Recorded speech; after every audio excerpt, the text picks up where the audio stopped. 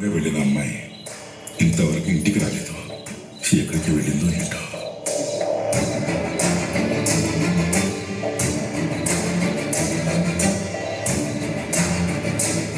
నాన్న, మీరు ఇంకా పడుకోలేదా?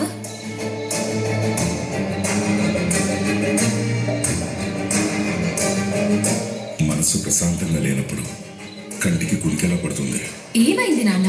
నిద్ర రాకపోవడానికి రీజన్ ఏంటి?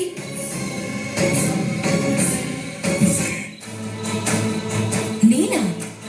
అవును, ఆడపిల్ల అర్ధరాత్రి వరకు ఇంటికి రాకపోతే ఇంట్లో ఉన్న తల్లిదండ్రులకి నిద్ర ఎలా పడుతుంది అనుకుంటున్నాను. వాట్ యు మీన్ నాన్న? ఇప్పుడు నేనేం చేశానని? ఫ్రెండ్స్ ని కలవడానికి వెళ్ళాను, ఇది కూడా తప్ప? నువ్వు ఫ్రెండ్స్ని కలవటానికి వెళ్ళటంలో తప్పు లేదు.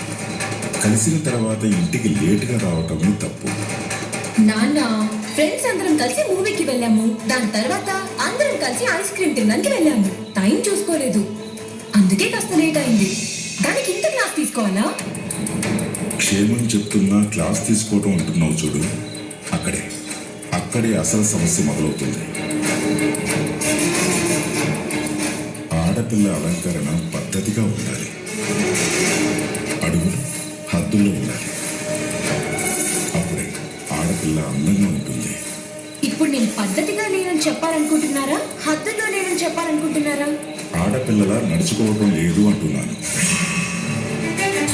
నిన్న రాత్రి కూడా లేటుగా ఎందుకు వచ్చావని అడిగినందుకు మీ వదిలికి ఎదురు సమాధానం చెప్పావంట. మొన్న ఫ్రెండ్స్తో ట్రిప్ అని చెప్పి 1 వీక్ వెళ్ళొచ్చావు. ఇప్పుడు మూవీస్ అంటూ ఐస్ క్రీమ్ అంటూ లేట్ నైట్స్ వస్తున్నావు. జాగ్రత్తగా ఉండాలి కదా. ఇప్పుడు ఏం జరిగిందని నాకు ఇన్ని జాగ్రత్తలు చెప్తున్నారు? ఏం జరగకూడదనే చెప్తున్నానమ్మా. ఏదో ఒకటి జరిగిన తర్వాత బాధపడే కన్నా ఏది జరగక ముందే కాస్త జాగ్రత్త పడాలి అంటున్నాను. ఏ నాన్న, నా మీద నమ్మకం లేదా? ఇది నీ మీద నమ్మకం లేకపోవడం కాదమ్మా, చుట్టూ ఉన్న సొసైటీ మీద ఉన్న అనుమానం.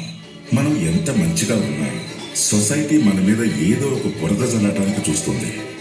మనం ఎంత జాగ్రత్తగా ఉన్నా జనాలు ఏదో ఒక హాని తలపెట్టడానికి సిద్ధంగా ఉంటారు. అలాంటి పరిస్థితుల్లో నువ్వు పడకూడదనే నా బాధ అంతా. ఫ్రెండ్స్తో ఉండటంలో తప్పులేదు, పార్టీలకి వెళ్ళటంలోనూ తప్పులేదు.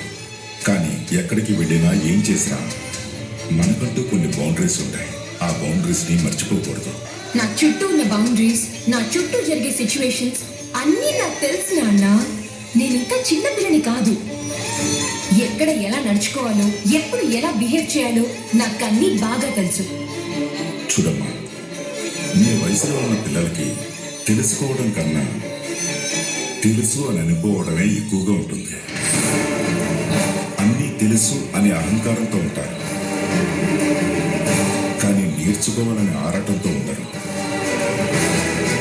అందుకే తల్లిదండ్రులుగా అప్పుడప్పుడు హద్దుల్లో పెట్టాల్సి వస్తుంది, తప్పప్పుడు నేర్పాల్సి వస్తుంది. సరే నాన్న, ఐ కెన్ అండర్స్టాండ్. ఇక నుంచి ఇంటికి త్వరగానే వస్తాను, ఓకేనా?